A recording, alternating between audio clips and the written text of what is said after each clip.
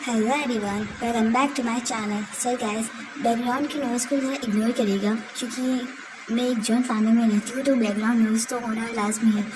सो आज हम I don't love you का नेक्स्ट पार्ट स्टार्ट करते हैं जो पार्ट 3 है। हमने लास्ट पार्ट में देखा था कि वांग जी और फैजान वांग जी किसी के आने से काफ़ी ज़्यादा घबरा गया था क्योंकि उसने इस इंसान को काफ़ी सालों बाद देखा था। उसने उस इंसान को कभी भी यहाँ देखने की उम्मीद नहीं की थी। वांग जी को उस इंसान को देखकर अपने बरसों पुरानी बातें याद आने लगती है। उसे याद आने लगता है कि किस तरह वो उस तरह तकलीफ से गुजरा था सिर्फ इसी इंसान की वजह से। और वांग जी अपने पुराने ख्यालों में खो जाता है। लेकिन विंग वांग जी को देखकर काफ़ी ज़्यादा खुश होता है। वो वांग जी के फेस को देखकर अपनी कुछ मेमोरीज याद करता है और फिर वहाँ से चला जाता है। वांग जी तो बस स्टन ही खड़ा रह गया था। उसे कभी भी उम्मीद नहीं की थी कि वो इतने सालों बाद इस इंसान से दोबारा मिलेगा, इसीलिए वो काफ़ी ज़्यादा शॉक था। वो अपने चेयर पर बैठ जाता है और कुछ सोचने लगता है। तभी फैजान उसके पीछे से आकर वांग जी के शोल्डर पर टैप करता है और वांग जी से कहता है, वांग जी क्या हुआ, तुम इतने ज़्यादा टेंस क्यों हो और क्या सोच रहे हो तुम? लेकिन वांग जी जिसका ध्यान फैजान की बात पर बिल्कुल नहीं था, वो तो बस अपने ही ख्यालों में गुम था। उसे पता नहीं था कि फैजान उसे बुला रहा है। वो तो बस अपनी कुछ पास्ट मेमोरीज़ को याद करने में बिजी था। तभी फैजान दोबारा उसकी शोल्डर पर टैप करते हुए उसका नाम थोड़ा ज़ोर से देता है, वांग जी। तभी वांग जी अपने ख्यालों से बाहर आता है और वो फैजान की बातें सुनने के लिए उसकी तरफ देखता है। तभी फैजान कहता है, वांग जी तुम्हें क्या हुआ है? मैं कब से तुम्हें कह रहा हूँ कि तुम्हें क्या हुआ है। जब से तुमने उस नए सीईओ को देखा है तब से तो तुम अच्छी तरह से बात नहीं कर रहे हो, खोए खोए लग रहे हो। क्या हुआ, कुछ सोच रहे हो क्या?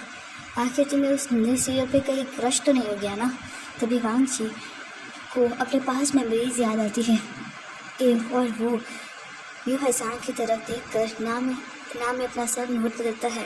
और फिर तभी वहाँ एक एम्प्लॉय आता है वांग जी के पास और वो वांग जी को कहता है कि न्यू सीईओ तुम्हें बुला रहे हैं। वांग जी थोड़ा शॉक होता है क्योंकि वो विंग से नहीं मिलना चाहता था। उसे कभी भी उस इंसान से दोबारा मिलने की उम्मीद नहीं थी और ना ही वो कभी उस इंसान से दोबारा मिलना चाहता था। वांग जी अपनी ज़िंदगी की सारी तकलीफ़ें सोचता है तो उसे सिर्फ विंग की याद आती है। ये सोचकर वांग जी काफ़ी ज़्यादा दुखी हो जाता है। लेकिन जब वो एम्प्लॉय से बुलाने आता है और कहता है कि वो सीईओ उन्हें बुला रहे हैं तो वांग जी ना चाहते हुए भी सीईओ के कैबिन में जाता है।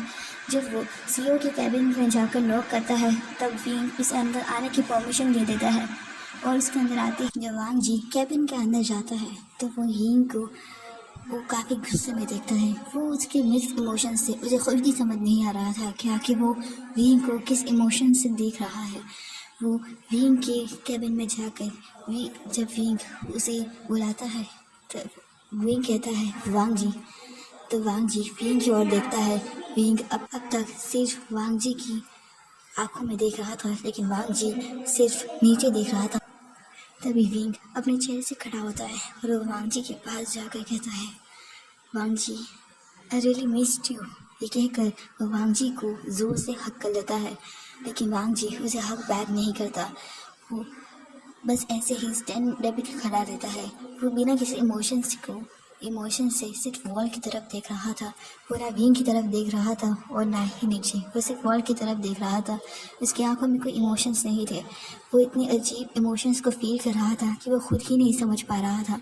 और विंग उससे दूर होकर वांग जी को कहता है, वांग जी तुम कहाँ चले गए थे? मैंने तुम्हें कहाँ नहीं ढूंढा। मैंने तुम्हें इस 7 सालों में कितनी बार ढूंढा तो मुझे क्यों नहीं मिले? तुम्हें आइडिया भी नहीं है कि मैं तुम्हारे लिए कितना परेशान था। मैंने कितनी जगह कहाँ तुम्हें ढूंढा। मैंने कहीं ऐसी जगह नहीं बची जहाँ मैंने तुम्हें ढूंढा ना हो। वांग जी विंग की किसी भी बात का जवाब नहीं देता। वो बस विंग की तरफ इमोशनलेस आइज से देखता है। तभी विंग इरिटेट होते हुए वांग जी से कहता है, वांग जी तुम मेरे सवालों का जवाब क्यों नहीं दे रहे हो? तुम कहाँ थे? तुम मुझे उस दिन के बाद से क्यों नहीं मिले? मैंने तुम्हें कहाँ नहीं ढूंढा। मैंने हर कोशिश की कि तुम मुझे मिल जाओ लेकिन तुम मुझे कभी नहीं मिले। लेकिन वांग जी उसके किसी भी सवाल का जवाब नहीं देता और वो विंग के हाथ को अपने शोल्डर से हटाते हुए कहता है, विंग मैं बस तुमसे इतना कहना चाहता हूँ कि तुम मुझसे दूर रहो और मुझे और मेरी ज़िंदगी में दखलंदाजी मत दो। मैं बस कुछ भी तुम्हें नहीं कहना चाहता। मैं बस इतना चाहता हूँ कि तुम मुझसे और मेरी ज़िंदगी से दूर रहो। ये कहकर वांग जी वहाँ से जाने लगता है, लेकिन विंग उसे बैग से हक कर लेता है और विंग वांग जी से कहता है, तुम मुझसे नाराज़ हो और तुम्हारा नाराज़ होना भी लाजिम है, लेकिन प्लीज़ मेरी बात सुनो। मैं कुछ भी करूँगा तुम्हारे लिए, बस प्लीज़ मुझे एक्सप्लेन करने का एक मौका दो। मैं जानता हूँ मैं गलत हूँ, लेकिन प्लीज़ मुझे एक्सप्लेन करने का एक मौका तो दो। मेरे से लेकिन वांग जी फिर से उससे दूर होते हुए विंग के हाथ को झटकते हुए कहता है, विंग बस मैं इतना चाहता हूँ कि तुम मेरी ज़िंदगी में दखल अंदाजी करना बंद कर दो।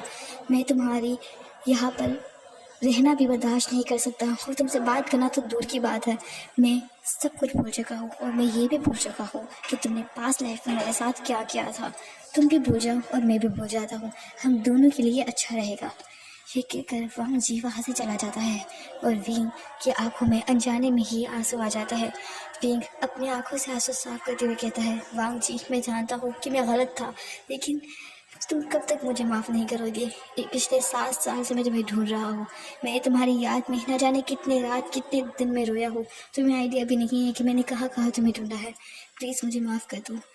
वांग जी अपने घर जाता है और वो लिविंग रूम में एयुआन को देखता है, जो वो अपने खिलौनों के साथ खेल रहा था और अपने कुछ ड्राइंग भी कर रहा था।